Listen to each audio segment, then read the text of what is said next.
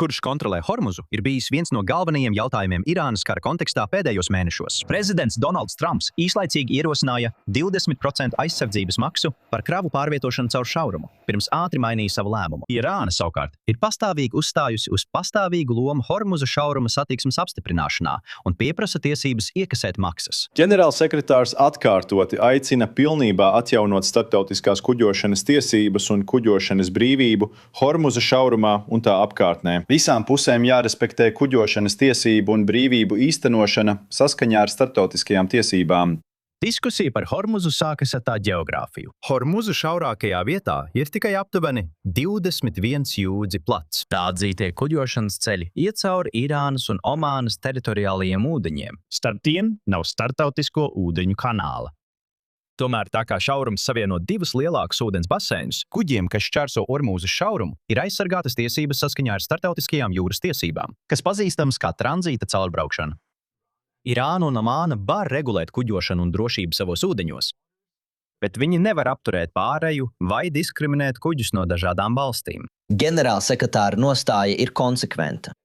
Mēs uzskatām, ka kuģošanai pāri Hormuza šaurumam jābūt brīvai. Mēs esam pret jebkādiem centieniem ierobežot kuģošanas brīvību. Un jūs būsiet redzējuši, ka Starptautiskā jūrniecības organizācija arī ir nākusi klajā ar paziņojumu pret jebkādu nodevu uzlikšanu no jebkuras puses. Saskaņā ar tiem pašiem likumiem, valstis arī nevar iekasēt maksu no kuģa tikai par šķērsošanu. Starptautiskās tiesības atļauj iekasēt maksu par konkrētiem pakalpojumiem, kas sniegti kuģim, piemēram, ostu vai vilcēju izmantošanu, bet ne obligātu ieejas maksu. Teherāna apgalvo, ka tā nodrošina drošību un organizē satiksmi. Taču Irāna ir arī draudējusi un uzbrukusi kuģiem, kas neievēro tās vēlamo maršrutu. Tā ir paziņojusi, ka draudzīgām valstīm varētu tikt piešķirta piekļuve, kamēr kuģiem, kas saistīti ar Irānas ienaidniekiem, tiktu noteikti ierobežojumi. Tas nav neitrāls satiksmes pārvaldības veids. Irāna arī cenšas uzspiest šo sistēmu šauruma Omānas pusē, kur kuģiem iespējams nav nepieciešami Teherānas sniegtie pakalpojumi. Malakas šaurums parāda, kā piekrastes valstis var pārvaldīt nozīmīgu ūdensceļu, nepārvēršot to par politisku svīru. Malakas šaurums arī pilnībā atrodas teritoriālajos ūdeņos. Indonēzija, Malaizija un Singapūra kopīgi uzņemas atbildību par vienu no pasaulē noslogotākajiem kuģošanas ceļiem. Viņi to pārvalda, izmantojot kopīgu mehānismu, nevis ļaujot vienai valstī pieprasīt ekskluzīvu kontroli.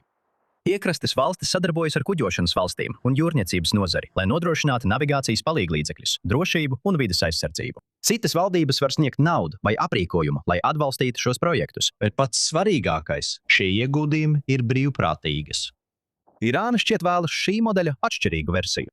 Tā vēlas starptautisku atzīšanu un naudu par Hormuzu pārvaldīšanu, bet tā arī vēlas tiesības dot priekšroku draudzīgiem kuģiem un izdarīt spiedienu uz naidīgām valstīm. Tas dotu Teherānai starptautiskas vienošanās priekšrocības bez kopīgas kontrolas vai vienlīdzīgas piekļuves, kas padara Malakas sistēmu efektīvu.